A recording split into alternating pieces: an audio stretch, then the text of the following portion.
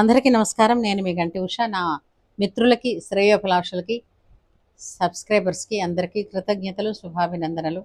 మీరందరూ నా వీడియోస్ చూస్తూ నన్ను అభిమానిస్తున్నందుకు, లైక్ చేస్తున్నందుకు చాలా చాలా సంతోషంగా ఉంది. అయితే నేను హిందూ సనాతన ధర్మాన్ని సమర్థిస్తాను. హిందూ సనాతన ధర్మంలోనే నేను ఉన్నాను. నేను హిందువును అని చెప్పడానికి గర్వపడతాను. హిందూ దేవీ దేవతల పట్ల ఈ మధ్య జరుగుతున్నటువంటి కొన్ని దౌర్జన్యాలు, దుష్టచర్యలు, వీటిని హిందువుగా ఖచ్చితంగా ఖండిస్తున్నాను. అట్లాగే హిందువులందరూ ఇలాంటి సందర్భం వచ్చినప్పుడు మాట సాయంగానైనా సరే ఐకమత్యతని చూపించాలి. ఇది మీరు కోరుతున్నారా, డిమాండా అని అంటే అట్లా చెప్పలేం. ప్రతి హిందువు తన ఐడెంటిటీని చూపించుకోవలసినటువంటిది, నిలుపుకోవలసినటువంటి పరిస్థితి ఇప్పుడు వచ్చింది. కాబట్టి ఒకప్పుడు మనం అనుకున్నాం మొఘల్ సామ్రాజ్యం, అసలు మొఘల్ సామ్రాజ్యం వచ్చాకే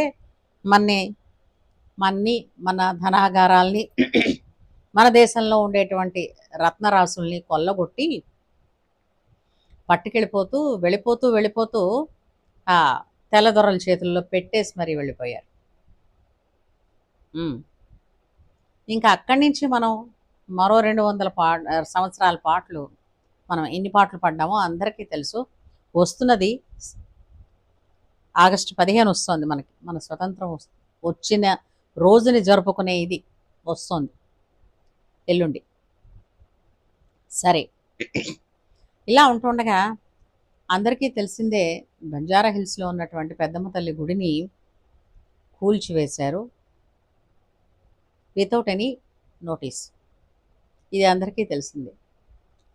ఆ గుడి కోసం స్థానికులు ఆ అమ్మవారిని తిరిగి ప్రతిష్ఠ చేయించడం కోసం ఆ స్థానికులందరూ, అక్కడి వారందరూ కూడా, హిందువులందరూ ఏకమయ్యారు.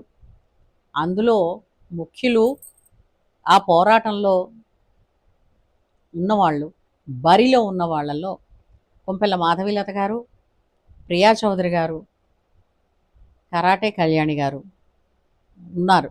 ప్రధాన పాత్రలు పోషిస్తున్నారు పాపం అమ్మవారి కోసం. అనేక హిందూ సంఘాలన్నీ వాళ్ళకి మద్దతును కూడా తెలిపాయి. ఈ కాంట్రవర్సీలో ఆ కొన్ని పోరాటంలో ప్రియా చౌదరి గారి మెడలోని మాంగళ్యము, నల్లపూసలు కూడా తెంపివేయబడ్డాయి. అదృష్టవశాత్తు బంగారం మిగిలింది, చేతిలోనే ఉంది, ఎక్కడికి పోలేదు. కానీ అది దుశ్చర్య, ఖండించవలసిన చర్య. ఇది నిజం, ముమ్మాటికి నిజం. ఇంతే కాకుండా ఎప్పుడైనా సరే ప్రత్యర్థి ఎదుట ఉన్నది నిజమైతే ఆ నిజానికి భయపడతాడు. నిజానికి మించిన శక్తి ఈ భూమి మీద కాదు, సృష్టిలోనే ఎక్కడా లేదు. అంత ధైర్యంగా ఉంటుంది నిజం. ఇన్ని నాలుకలు లేవు నిజానికి, ఒక్కటే సత్యవాక్కు అని అంటుంటారు చూసావా. సత్యము అంటే నిజమని ఒక్కటే కాదు, వేదం వాక్కు, వేదం ఒకటే. అయితే ఈ విషయంలో అమ్మవారి కోసం చేస్తున్న పోరాటంలో వీరి మీద అక్కడి యంత్రాంగం మాధవీలత గారిని హౌస్ అరెస్ట్ చేశారు. అంతేకాకుండా ప్రియా చౌదరిని ఆవిడ్ని కూడా హౌస్ అరెస్ట్ చేశారు. ఇది నిజంగా ఖండించవలసినటువంటి చర్య. ఎందుకు వాళ్ళని హౌస్ అరెస్ట్ చేయాల్సినటువంటి అవసరం వచ్చింది? నిన్న వీడియోలో ప్రియా చౌదరి గారు సోషల్ మీడియా పరంగానైనా సరే హిందువులందరూ ఏకం కండి అని ఒక పిలుపునిచ్చారు. కనీసం మాట సాయం, మేము కూడా హిందువులమే, హిందూ సనాతన ధర్మానికి గ్లాని జరిగితే మేము ఆ పోరాటం దానికోసం హిందూ సనాతన ధర్మం కోసం పోరాటం చేస్తున్న వాళ్ళకి మద్దతు తెలుపుతాము అని చెప్పారు. ఆ మాట అయినా చెప్పడానికి ప్రతి హిందువు నాకెందుకులే అని వెళ్ళిపోవడం కాదు, ఐకమత్యతను ఇక్కడ చూపించాలి. నేను మద్దతు చూపిస్తున్నాను. దీనికి మనకి ధర్మంలో ఒక కథ చెప్తారండి.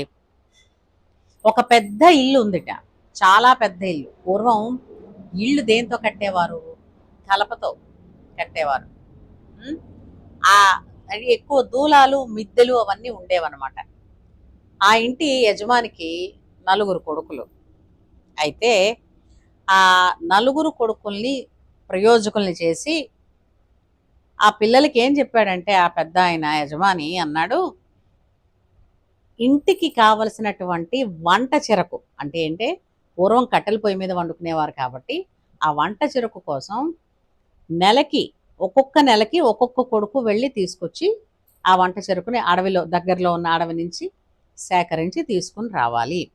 ఓ నెల పెద్ద కొడుకుది అయితే ఓ నెల రెండో కొడుకుది, ఓ నెల మూడో కొడుకుది, ఇలా చేస్తూ ఉండాలని చెప్పారు. అయితే బాగుంది. కోడళ్ళు వచ్చిన తర్వాత నలుగురు కొడుకులకి పెళ్ళిళ్ళైన తర్వాత కోడళ్ళు వస్తారు. మరి ఇంక వాళ్ళవి తెలివితేటల కన్నా అతి తెలివితేటలు అనుకుందాం. ఇప్పుడు ఈ పెద్ద ఆవిడ, రెండో ఆవిడ, మూడో ఆవిడ వీళ్ళ ఆయనలను అడవికి పంపిస్తున్నారు, కట్టెలు తెప్పిస్తున్నారు. నాలుగో ఆవిడ వచ్చింది, ఆఖరి ఆవిడ చాలా చురుకైంది. ఆవిడ ఏంటి చెప్పింది, ఇంత పెద్ద ఇల్లు ఉంది కదా, ఆ మూలన ఎక్కడో ఉన్నటువంటి 2 చిన్న దూలాలు తీశారు అనుకోండి, రెండో ఒకటో సరిపోతుంది ఈ నెలకి, అంచేత మీరేం అడవికి వెళ్ళిపోక్కర్లేదని మొగుడికి సలహా ఇచ్చింది. మరి పెళ్ళాం అంటే మోజు ఉంటుంది, ఉండాలి. దాంతో అసలు అయితే ఏం చెప్పిందో కొంచెం శతం ఉండి వినాలి. వాడికి ఆ పాటి శతం లేదనుకుంటా. వాడేమిటి చేశాడు, పెళ్ళాం ఏదో నన్ను కష్టపడక్కర్లేకుండా సలహా ఇచ్చిందని అనుకున్నాడు, ఆ పని చేశాడు. ఇలాంటి పనులు అట్టే దాగవు కదండి, బయటపడిపోతాయి. ఇలా ఇలా ఇలాగా చూసి ఆ మూడో కోడలు మెల్లిగా, ఏమిటి మరిది గారు ఎక్కడ అడవికి వెళ్లకుండానే వంట చెరుకు ఎలా వస్తోంది అని ఆలోచించింది. ఆలోచిస్తే మళ్ళా మరి కనిపెడతారు కదా, కనిపెట్టింది ఓ సింతేనా, ఈవిడ చేసిన పని మనం చేయలేమేంటని తన భర్తకి చెప్పింది. సరే బాగుంది, 3, 4 వాళ్ళిద్దరూ అలా చేస్తున్నారు అని అనగానే ఈ మొదటి 2 వీళ్ళు కూడా మొదలెట్టారు. ఏమండి, ఎంత పెద్ద ఇల్లైనా 4 పక్కల నుంచి దూలాలు తీసేస్తే ఏమవుతుందండి ఇల్లు? ప్రతివాడు కూడా నా దాకా రాలేదు అని అనుకున్నప్పుడు హిందూ సనాతన ధర్మం కూడా ఇలాగే అవుతుందండి.